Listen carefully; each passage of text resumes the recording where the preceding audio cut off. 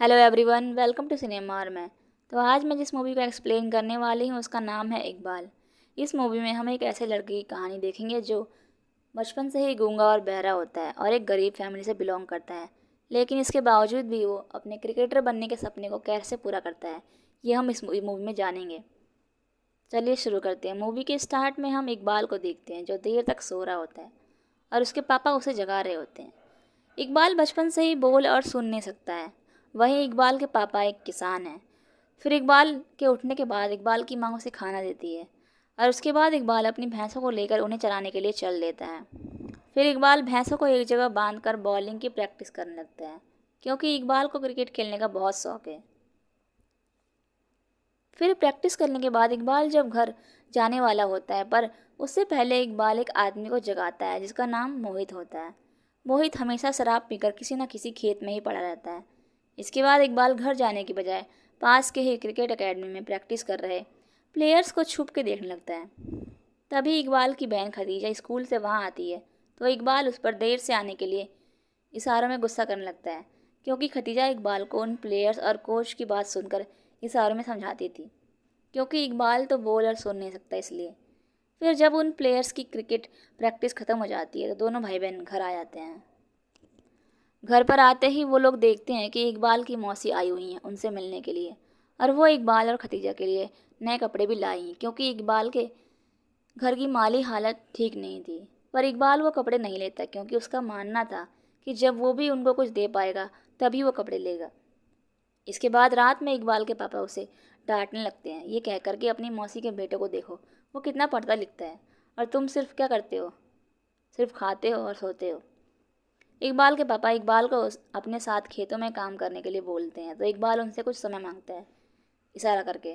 इस पर इकबाल के पापा उसे 1 साल का समय देते हैं। वहीं खतीजा इकबाल को क्रिकेटर्स की एक मैगजीन लाकर देती है जिसे देखकर इकबाल काफ़ी खुश होता है और वो मैगजीन को लेकर इकबाल अपने सीक्रेट जगह यानी भूत से बने हुए घर में जाता है जहाँ पर उसने अपनी फेवरेट गेंदबाजों की तस्वीर रखी होती है क्योंकि इकबाल के पापा को उसका क्रिकेट खेलना पसंद नहीं है।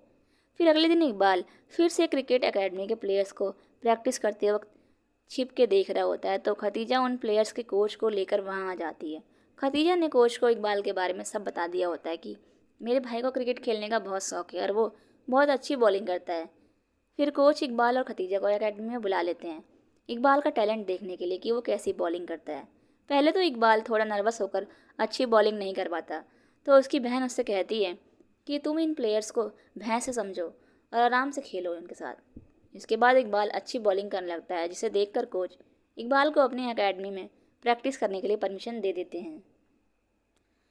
फिर घर पर इकबाल, खतीजा और उसकी माँ उदास बैठी होती हैं ये सोचकर कि अगर इकबाल के पापा को मालूम चल गया कि वो क्रिकेट की प्रैक्टिस करने जाता है तो क्या होगा। जिस पर इकबाल की माँ कहती है कि हम उन्हें बताएंगे ही नहीं कि तुम प्रैक्टिस करने जाते हो क्रिकेट की। अगले दिन इकबाल जल्दी उठकर भैंसों का दूध निकालने लगता है तो उसके पापा उसकी माँ से कहते हैं कि आज इकबाल को क्या हो गया है जो आज वो इतनी जल्दी उठ गया है और भैंसों का दूध भी निकाल रहा है। तुम लोग मुझसे कुछ छुपा रहे हो क्या।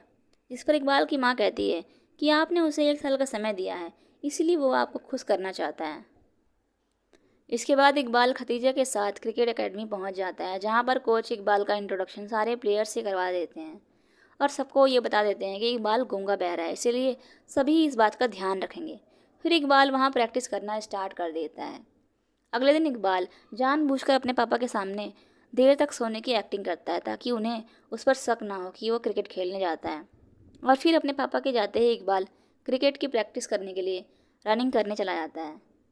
फिर ऐसा वो हर रोज़ करने लगता है।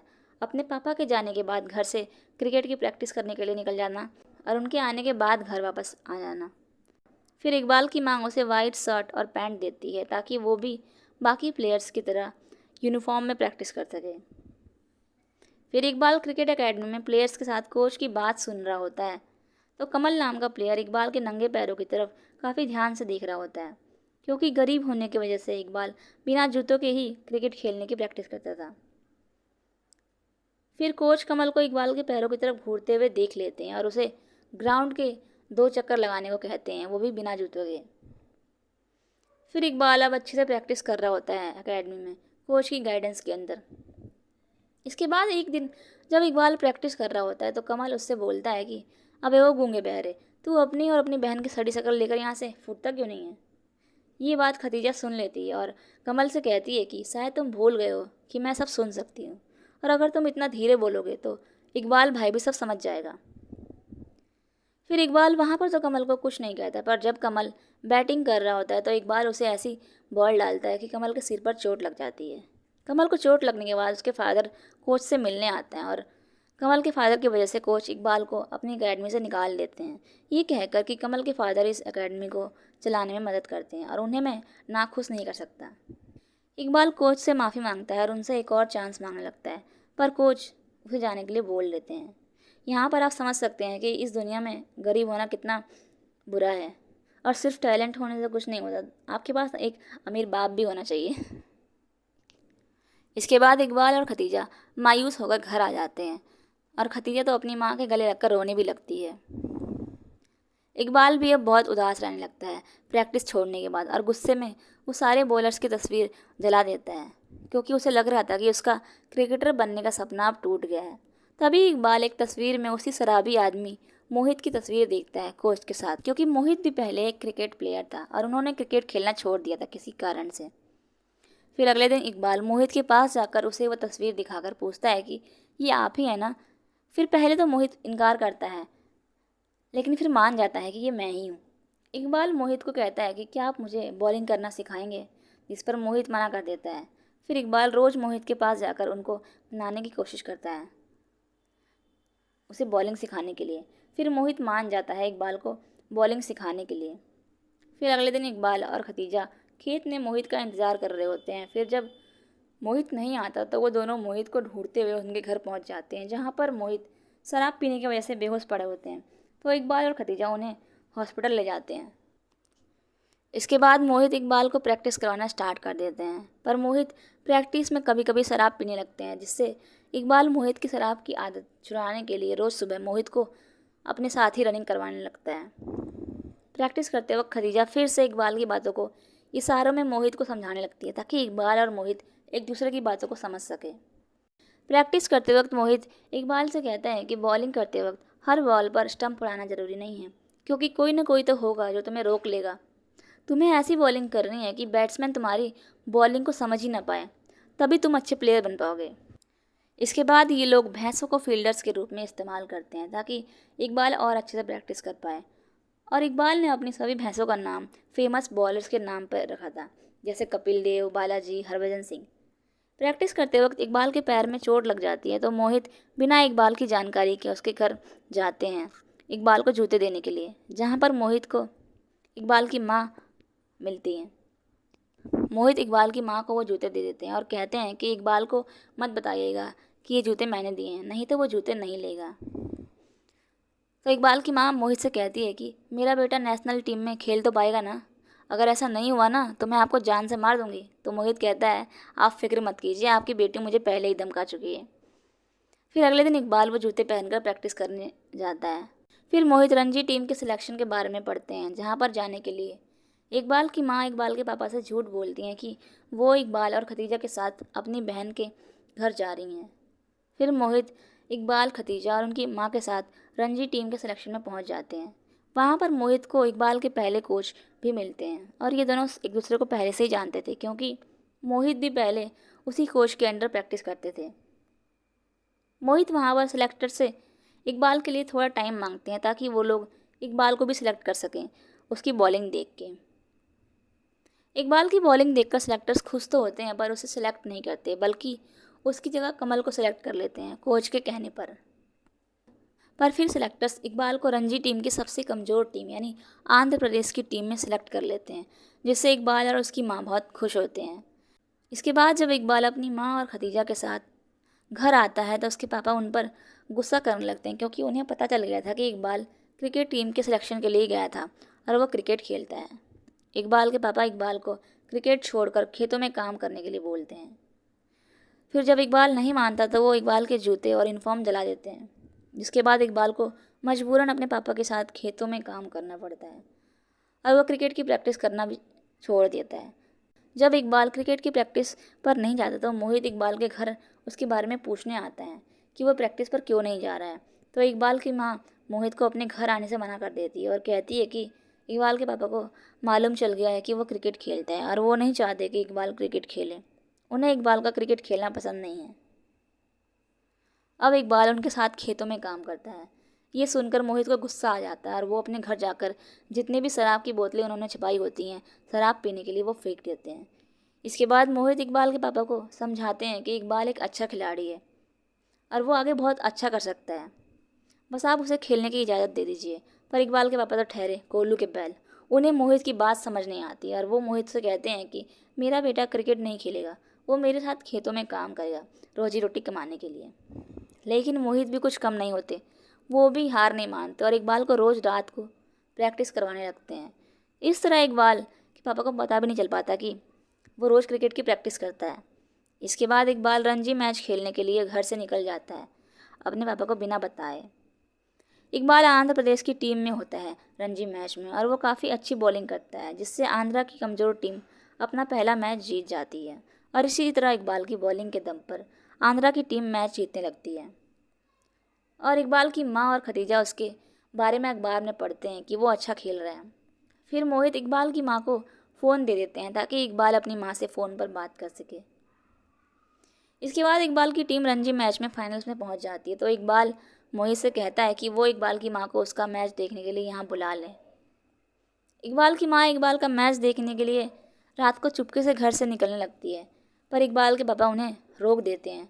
तो इकबाल की माँ उन्हें समझाती है कि हमारा बेटा जो कर रहा है वो हमारे लिए ही कर रहा है। क्रिकेट खेलना उसका जुनून है, जिसे वो पूरी मेहनत और ईमानदारी से खेलता है, जो उसे आपसे ही मिला है। फिर काफ़ी समझाने के बाद आखिरकार इकबाल के पापा मान जाते हैं इकबाल का मैच देखने के लिए। वहीं दूसरी तरफ हम कोच और मोहित को देखते हैं। कोच मोहित से इकबाल का सौदा करने के लिए कहते हैं और कहते हैं कि इकबाल इस साल इंडियन टीम में नहीं खेलेगा क्योंकि उसकी जगह मेरी टीम का कमल इस बार इंडियन टीम में सेलेक्ट होगा और इसके लिए मैं इकबाल को पैसे भी दूंगा। पर मोहित कोच की डील मानने से इनकार कर देते हैं और कहते हैं कि इकबाल के साथ मैं वो सब कुछ बिल्कुल नहीं होने दूंगा जो आपने मेरे साथ किया था पहले। मैं अपनी तरह इकबाल को गुमनामी के अंधेरे में नहीं खोने दूंगा। हर खिलाड़ी बिकाऊ नहीं होता है जो आपके पैसों के आगे बिक जाए। इसके बाद अगले दिन से रणजी ट्रॉफी के फाइनल मैच स्टार्ट होने वाला होता है। तो इकबाल के पेरेंट्स और खतीजा उनसे मिलने वहाँ आते हैं और मिलकर फिर वापस भी चले जाते हैं। इसके बाद इकबाल मोहित के साथ ग्राउंड में होता है तो वहाँ पर एक एजेंट आता है जो प्लेयर्स को साइन करते थे एड्स में। वो आदमी इकबाल को अपनी कंपनी के लिए साइन करने के लिए बोलता है, पर यह जानकर के इकबाल गूंगा बहरा है वो वहाँ से चला जाता है। मतलब अब इकबाल इतना फेमस हो चुका था कि उसे एड एजेंसी साइन करना चाहती थी। वहीं न्यूज़ चैनल वाले इकबाल के घर पहुंचकर उसके पेरेंट्स और उसकी बहन का इंटरव्यू लेते हैं इकबाल के बारे में और जानने के लिए। फिर रात में हम इकबाल को देखते हैं जब प्रैक्टिस कर रहा होता है। तो वहाँ पर कोच आकर इकबाल पर प्रेशर डालते हैं कि तुम फाइनल मैच में अच्छा परफॉर्म नहीं करोगे क्योंकि इस वक्त इंडियन टीम को एक बैट्समैन की ज़रूरत है, बॉलर की नहीं। और वो बैट्समैन कमल है जो इस साल इंडियन टीम में सेलेक्ट होगा और तुम कल मैच में अच्छी बॉलिंग नहीं करोगे, ख़ास तौर पर कमल की बैटिंग करते वक्त। तुम भी इंडियन टीम में खेलोगे पर इस साल नहीं बल्कि अगले साल, और इसीलिए मैं तुम्हें 25 लाख रुपए का चेक देता हूँ जिससे तुम अपने घर की हालत सुधार सकते हो। इकबाल चुपचाप वो चेक ले लेता है। फिर अगले दिन मैच में इकबाल काफ़ी ख़राब बॉल डालता है जिससे कमल की टीम ज़्यादा रन बना लेती है। फिर लंच ब्रेक में मोहित इकबाल को समझाते हैं कि तुम इतनी ख़राब बॉल क्यों डाल रहे हो, तुम्हें ये मैच जीतना है, तुम्हें अपने दिल की सुननी है। फिर ये सुनते ही इकबाल झट से कहीं के लिए निकल जाता है और मैच स्टार्ट होने से पहले वापस भी आ जाता है। इसके बाद इकबाल फाइनल के मैच में अच्छी बॉलिंग करने लगता है। वो अकेले ही 9 विकेट ले लेता है और उसकी टीम यानी आंध्र प्रदेश की टीम पहली बार रणजी ट्रॉफी जीत जाती है और कमल के कोच के अरमानों पर पानी फिर जाता है। मैच जीतने के बाद इकबाल मोहित के साथ होता है तो कोच वहाँ पर आकर इकबाल को सुनाने लग जाता है कि मैंने तुमसे कहा था कि तुम कमल के सामने अच्छी बॉलिंग नहीं करोगे, फिर भी तुमने मेरी बात नहीं मानी। हमारे बीच क्या सौदा हुआ था, तुम भूल गए हो क्या? मैंने तुम्हें 25 लाख रुपए दिए थे, इसीलिए नहीं कि तुम मेरे प्लेयर के सामने अच्छा खेलो। इस पर इकबाल कुछ बोलता नहीं है और वहीं मोहित को तो कुछ मालूम भी नहीं था इन सब के बारे में कि कोच ने इकबाल का फ्यूचर भी बर्बाद करने की कोशिश की है उसे खरीद कर। फिर इकबाल वो चेक निकाल कर कोच के सामने ही फाड़ देता है। तो कोच इकबाल को धमकी देता है कि मैं अब तुम्हें छोड़ूंगा नहीं, तुम्हें बर्बाद करके रख दूंगा। और तुम कभी भी इंडियन टीम में सेलेक्ट नहीं हो पाओगे, क्योंकि मैं ऐसा होने ही नहीं दूंगा। तभी वहाँ पर उसी एजेंसी का आदमी आ जाता है जो इकबाल को साइन करने आया था पहले, और इकबाल को 50 लाख की साइनिंग अमाउंट के साथ अपनी कंपनी के लिए साइन कर लेता है। ये देखकर तो कोच को और भी गुस्सा आ जाता है। फिर तभी वहाँ पर कपिल देव इकबाल से मिलने आते हैं। वो इकबाल की काफ़ी तारीफ़ करते हैं। वो कहते हैं कि तुमने बहुत अच्छा परफॉर्म किया, इंडिया की टीम को तुम्हारे जैसे गेंदबाजों की ही ज़रूरत है। असल में कपिल देव इंडियन टीम की तरफ से प्लेयर सेलेक्ट करने आए थे रणजी मैच में। फिर कोच कपिल देव को वहाँ से लेकर चला जाता है, तो मोहित को लगता है कि इकबाल का इंडियन टीम में सेलेक्ट होने का चांस तो अब गया। लेकिन तभी कपिल देव उनके पास आकर उनसे कहते हैं कि इकबाल ही इंडियन टीम में सेलेक्ट होगा इस साल। इसके बाद हम इकबाल को इंडियन टीम की यूनिफॉर्म में देखते हैं और वो इंडिया के लिए खेलने लगता है। इस तरह इकबाल अपनी मेहनत और लगन से इंडियन टीम में पहुंच जाता है। भले ही उसके रास्ते में रुकावटें आई, लेकिन फिर भी इकबाल ने हार नहीं मानी और आगे बढ़ता रहा। हालांकि कोच ने उसे पैसे से खरीदने की कोशिश की, लेकिन उसने दिखा दिया कि पैसों से बढ़कर भी कोई चीज़ है, तो वो है उम्मीद, अपने सपनों के जीने की और पाने की। और ये मूवी यहीं पर ख़त्म हो जाती है। अगर आपको मेरी वीडियो अच्छी लगी है तो वीडियो को लाइक करें, शेयर करें और चैनल को सब्सक्राइब कर लें। Thanks for watching. Bye bye.